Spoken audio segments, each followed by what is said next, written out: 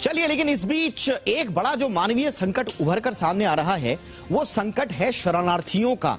अब देखिए, यूक्रेन से डिस्प्लेसमेंट जो है उसकी खबरें लगातार आ रही हैं। यूक्रेन संकट के कारण लगातार यूक्रेन से लोगों का पलायन जारी है। भारत की ओर से अपने अपने नागरिकों को वहां से लाने की कोशिशें तो जारी हैं, लेकिन यूक्रेन के जो बाशिंदे हैं उनके पलायन करने की जो लगातार कोशिश जो सिलसिला है वो लगातार जारी है।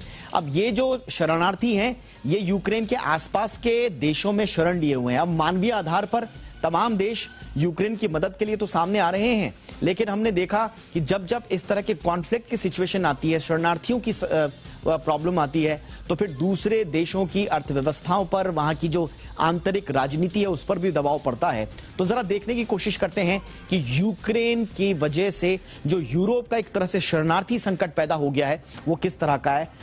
बहुत कम मीडिया इस पर बातचीत कर रही है कि शरणार्थियों की स्थिति और एक नया संकट, मानवीय त्रासदी किस तरह से उभर रही है। ये आपको जरा फटाफट से बता देते हैं। देखिए, कुल मिलाकर 4.25 लाख के आसपास, ये 36 लाख से ज्यादा, माफ कीजिएगा, सैनिक जो शरणार्थी हैं वो इस वक्त शरण लेने की कोशिश में हैं अपने आसपास के इलाकों में। लेकिन वो कहां कहां जा रहे हैं जरा आपको ये भी बता देते हैं। ये हमने आपको बताया, ये यूक्रेन का इलाका, ये रूस समर्थित अलगाववादियों के नियंत्रण वाला क्षेत्र डोनबास, जहां पर लुहांस्क को दोनेत्स्क को मिली है मान्यता। इस तरफ है रूस।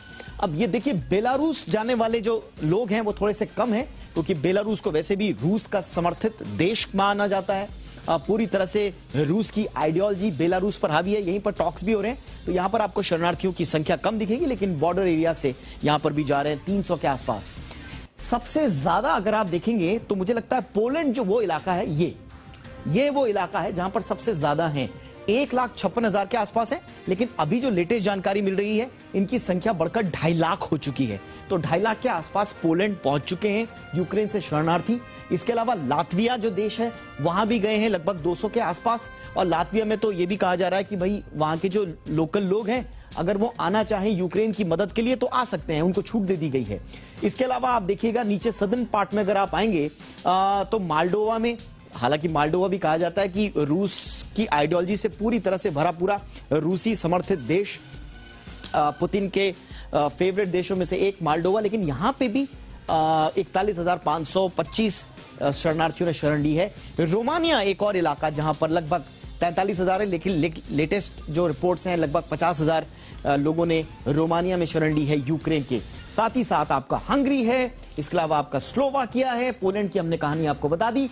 तो कुल मिला के जो रिफ्यूजीज हैं वो आसपास के इलाकों में शरण लेना शुरू कर चुके हैं। और अब सवाल यह है कि इन शरणार्थियों का क्या होगा, क्योंकि जब आपने देखा कि कोई भी कॉन्फ्लिक्ट होता है, शरणार्थी संकट उभरता है, तो जैसा मैंने आपको कहा कि यहां पर तो जो सिचुएशन है वो तो है, जहां जहां शरणार्थी होते हैं वहां पर भी तो गुट बनते हैं, वहां पर भी शरणार्थियों के प्रो, शरणार्थियों के एंटी। हमने देखा पूरा जर्मनी में किस तरह से शरणार्थियों का एक बड़ा संकट उभरा था। हालांकि जर्मनी बहुत लिबरल रहा इस मामले में। इस बार भी कहा है, पोलैंड को भी कहा है कि भैया तुम चिंता मत करो, लेते रहो, और पोलैंड की मदद जर्मनी करेगा, यह आश्वासन मिला है। तो बहरहाल यह है एक यूरोप में उभरता नया एक शरणार्थी संकट।